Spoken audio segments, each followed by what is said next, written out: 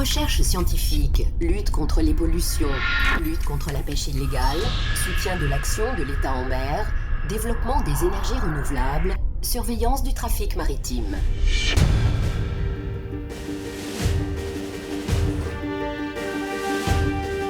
Depuis Toulouse, Bruxelles, Rennes et Brest, CNS, filiale du CNES et de l'Ifremer, spécialisée en surveillance des océans, le FEDER, Fonds européen de développement régional, le Conseil régional de Bretagne, Télécom Bretagne, ainsi que le Conseil général du Finistère, Brest Métropole Océane et CNS Brest se sont associés pour doter la Bretagne depuis Brest d'une station de réception directe d'images satellites.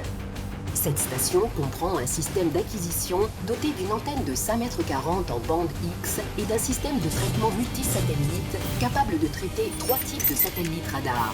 Les satellites canadiens Radarsat 1 et Radarsat 2, les satellites européens Envisat et le RS2.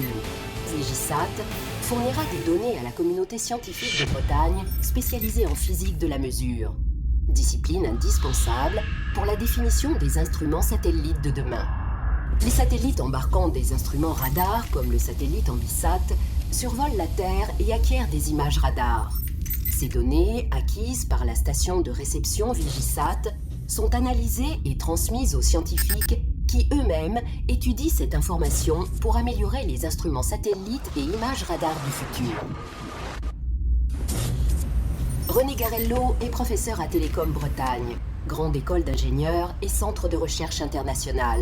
Il enseigne le traitement du signal, de l'information et de l'image. René Garello est spécialisé dans les domaines de l'image radar, du traitement du signal et des capteurs radars satellitaires. De ce signal radar, on va extraire les informations directement reliées à la surface, comme les courants, les vagues, et aussi indirectement reliées à cette surface, comme le vent, en analysant le contenu du signal. On fait des recherches pour développer des méthodes permettant de mieux tirer l'information de ce signal, de mieux l'extraire, d'avoir une information moins bruitée, plus directement proche des paramètres physiques. La Bretagne en elle-même est une terre de télédétection, fait partie des régions reconnues en Europe comme étant des régions de télédétection. Et les équipes de recherche ont commencé à se réunir, à travailler ensemble en formant un GIS, un groupement d'intérêt scientifique qui s'appelle Bretel, Bretagne Télédétection, et qui sera effectif en même temps que la station de réception Vigisat.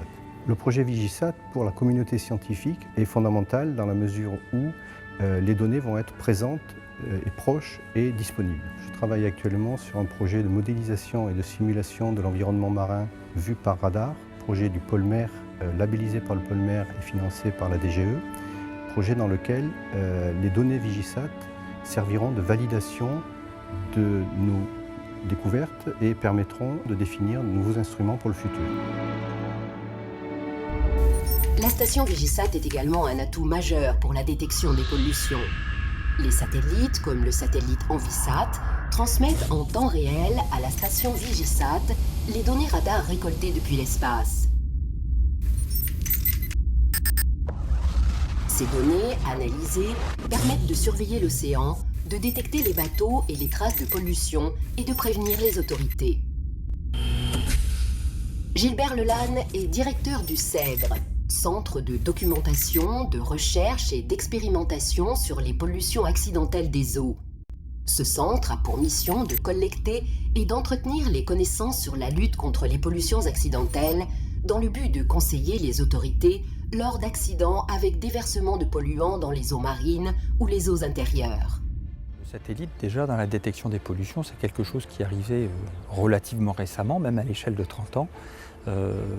On a commencé à utiliser des photos satellites au moment de la catastrophe du Prestige, donc en 2002. Un endroit où il y a un hydrocarbure en mer se présente comme une zone sombre sur l'image radar. En fait, le radar ne voit pas directement l'hydrocarbure.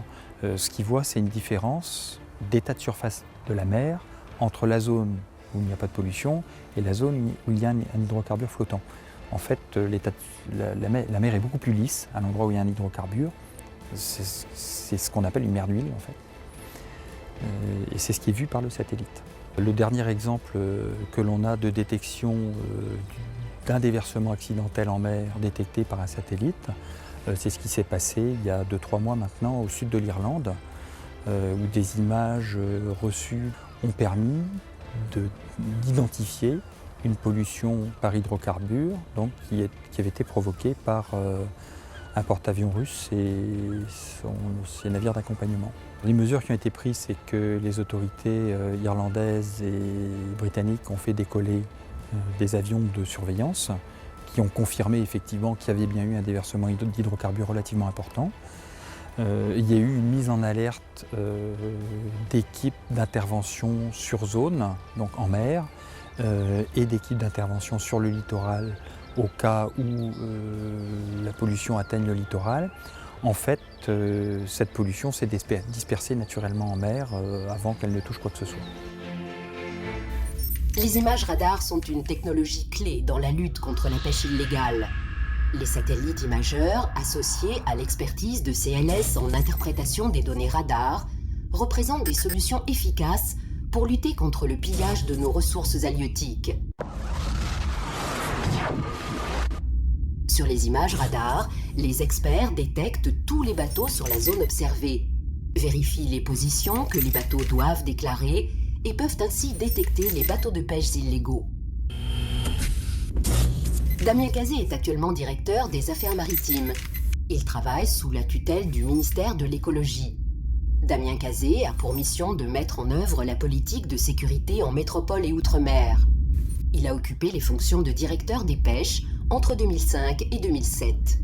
Nous avons des armateurs qui donc portaient ces emplois, notamment à La Réunion, qui constataient année après année, et les scientifiques le leur confirmaient, que l'extraction de pêche illicite était pour une bonne part dans la fragilisation du stock, notamment de l'égine. D'où l'idée de mettre un important dispositif de sécurité qui reposait sur 2 actions. D'abord une présence en mer, avec la capture d'un chalutier d'origine étrangère qui se pratiquait cette pêche et qui a été ensuite reconverti en outil de contrôle. Et cet outil de contrôle aurait été aveugle sans dispositif de surveillance.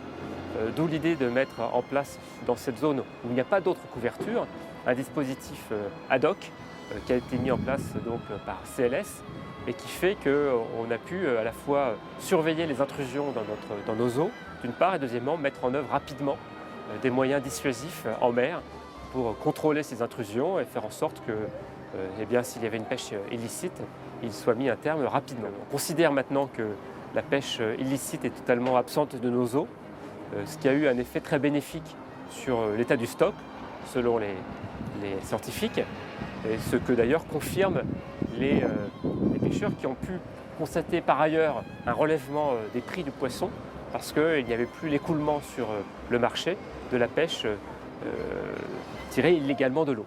Afin d'avoir une vue globale de l'activité d'une zone, seul le satellite peut venir en aide aux autorités. Vigisat est sans conteste un outil indispensable à la surveillance du trafic. Grâce aux données radars, il est possible de mesurer l'intensité du trafic maritime dans des zones clés comme la Manche et par superposition d'images, d'estimer la densité globale du trafic dans de larges zones. François Moreau est capitaine de vaisseau à l'état-major de la marine française.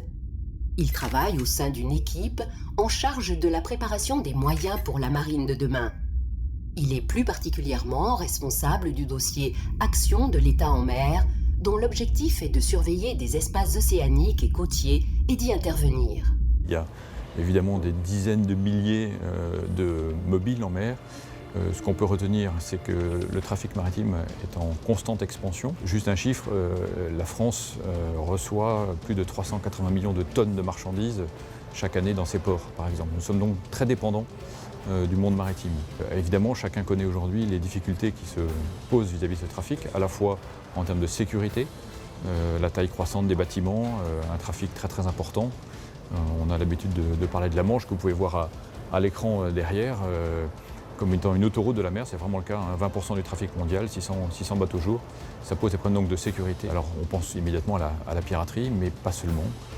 Il y a aussi toutes les problématiques de trafic d'armes, de terrorisme, l'emploi concret des moyens satellitaires, et en particulier radars, Il y a des choses dont je ne vais pas pouvoir vous parler à cause de la confidentialité. On est dans une lutte contre des trafics. Et donc on ne souhaite pas dévoiler tous nos modes d'action, sinon l'adversaire pourrait s'en servir. Mais on a un emploi, on envisage un emploi, on débute aujourd'hui. On a fait les premières expérimentations, mais on aimerait développer cela. Donc un emploi tactique de l'imagerie radar, couplé à de l'optique, couplé à de l'AIS, pour lutter contre des trafics que j'ai cités, immigration, drogue, trafic d'armes, etc. Il y a un emploi possible pour attraper très concrètement, diriger des moyens permettant d'arrêter des trafiquants en mer. Connaître les conditions de vent en haute résolution grâce aux données radar, c'est améliorer de nombreux secteurs d'activité dépendants ou soumis aux variations de cet élément naturel.